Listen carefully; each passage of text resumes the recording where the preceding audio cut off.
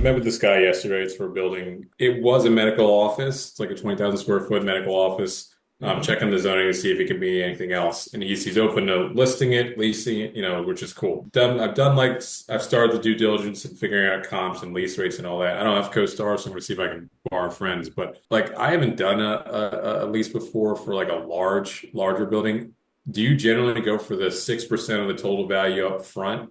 And then let them work you down from there. Or how do you usually For me, it's price been most your? commonly 5%. 5% for leasing. That's just been my average number for the most part. Okay. And it's 2.5 and 2.5. Now, keep in mind that for very large leases, they're probably not going to pay you out up front, right? You're more likely than not maybe going to get X% up front, and then you're going to get if you're lucky, if anything, and then you probably can get something like the 2.5 or 5% per month, and for as long as they pay. Okay. So a lot of people do it. I wasn't sure if it was monthly or annually.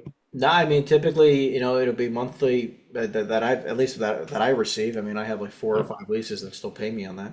Do you also like as far as marketing them, do you just go off the basic, I might bring in someone else I have at KW Commercial who does more leasing than me, but like is it just you're putting it on LoopNet and CoStar and then prospecting the same way? Yeah, Or do so you leasing is the same thing as residential, where it's all about putting it on the market. It's like it's listing, like it's 100% get it on all the platforms, get it okay. listed on LoopNet, get it listed on CoStar, get it listed on all the platforms you could possibly imagine, get it on Facebook, get it everywhere. Like the more Yeah. you list it and the more promotion, the more it'll go. And it is also about how good of how good of photos you take, good of video you take, as much information as you can provide. It's exactly like a residential listing. Yeah, so it seems like I was going to do a Matterport too. I feel like that would help. Yeah, more the better for sure. Okay, so nothing else too crazy. I mean, it's the unknown, but I guess it's like if I treat it just like a listing, just getting in as many places as I can. 100%. Yep.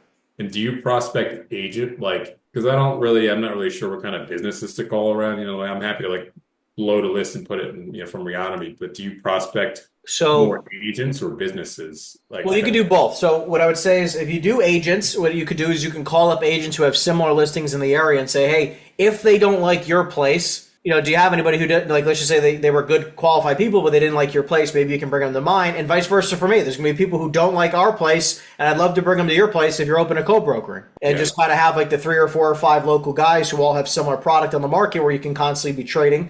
That's one. Two, if you have anybody who's, I would say one town over, I'd probably say like a 2.5, maybe 5 mile radius out. Like it can't be that close unless it's like right next to it, right? Like it's either because like the way I see it is either they want a second location or they want to expand. So a second location they're probably not going to want right next to it. Expansion, if if there's a building right next door and say, hey, I know you have a great business. Do you need more space? We have a larger space that might be better quality if you're open to it. and last question is off with it.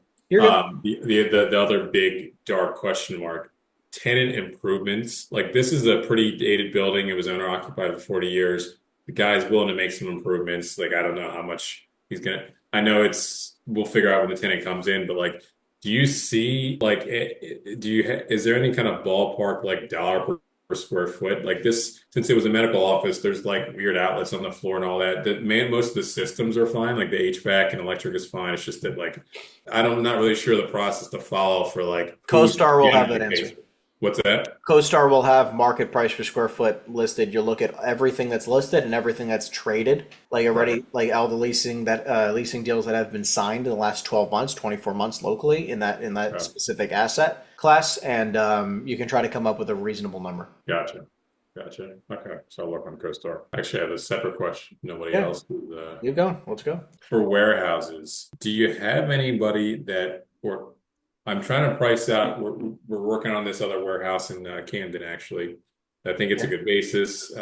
And one of the things I'm trying to ballpark is the exterior. It's real old. It's got a solid foundation, but the exterior metal, I like have never. I don't have any. I don't know if you just happen to have anybody that, or if you price out this kind of stuff to replace. There was a fire, right? So like some of the exterior metal, it's bent off, whatever. We got to pull it off and resheathe it. Have you gone through that or any that like the seller got like a crazy quote? Like it's like 200 grand for like maybe like 100 something feet. It just a number that was kind of crazy whack. But have you gone through that? I mean, Have you? obviously, every situation is going to be different. I don't want to just ballpark you off the top of my head. I mean, the short answer is yes. If you want to direct message me the address, and you and I can kind Okay. of work on something together and see what works. In my opinion, 200 grand obviously does sound like a lot, but also keep in mind that like the more so the cost can also be if there's anything additional like with the township that has to be done because it was fire damaged, like is there there's a whole mess of bullshit that also can be handled, but 200 grand just also does seem high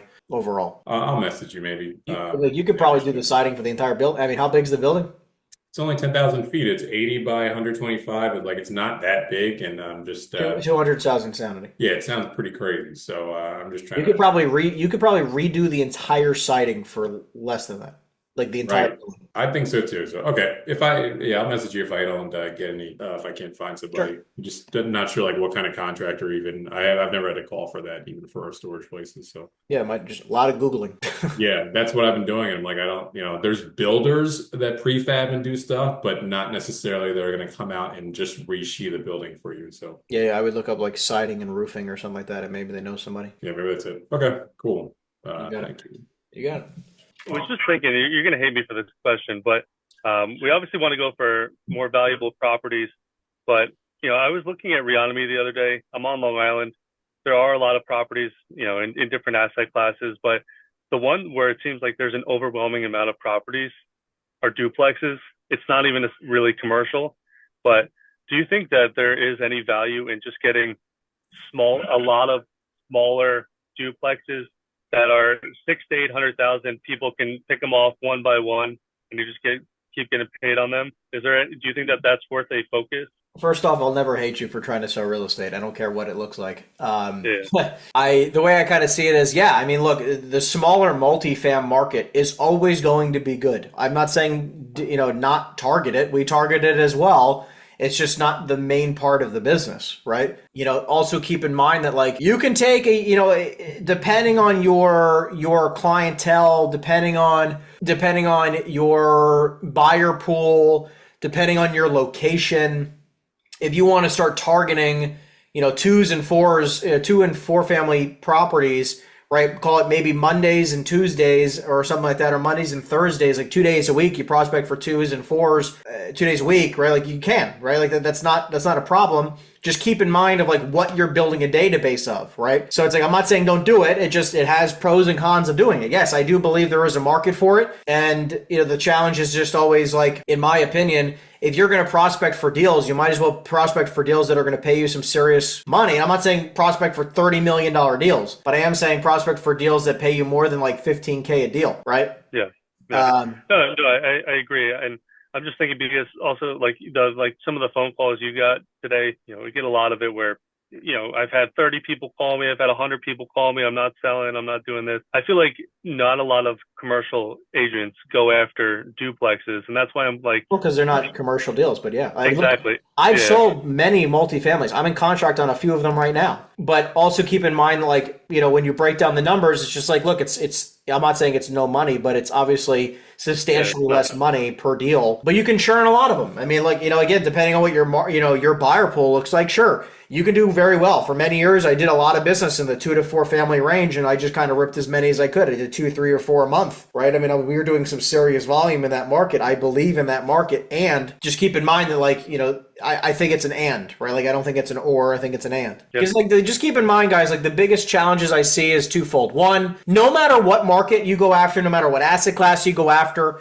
you're not going to be able to quote, I'm not going to say retire, but like you're not going to be in a financially powerful position unless you do one of two things. One, you sell a fuckload of real estate, okay? Like if you're doing a little bit lower price point deals, 600K deals, 800K deals, you still need to be doing 3 or 4 of those a month, like 50-ish deals a year, 40, 50 deals a year to make enough money to be in a seriously powerful financial position, right? Where if you're doing 4 deals a month at 15, call it even $20,000 per commission check, you make 80 grand a month, and your bills are like 10 grand a month, yeah, you could be in a very good financially good financial position. However, again, you need to sell 40 or 50 whatever deals a year, right? Like you need to sell some serious amount of real estate. If you're only going to sell 2 or 3 or 4 properties, or like an average agent who only does maybe 4 to 12 deals a year, and you're only doing, let's just say, $15K a deal, you're doing 4 of those deals or 8 of those deals a year, you're only barely making 120 grand when your bills are 10 grand a month. You can never get ahead, and you get stuck in this financial roller coaster, which everyone hears about in real estate,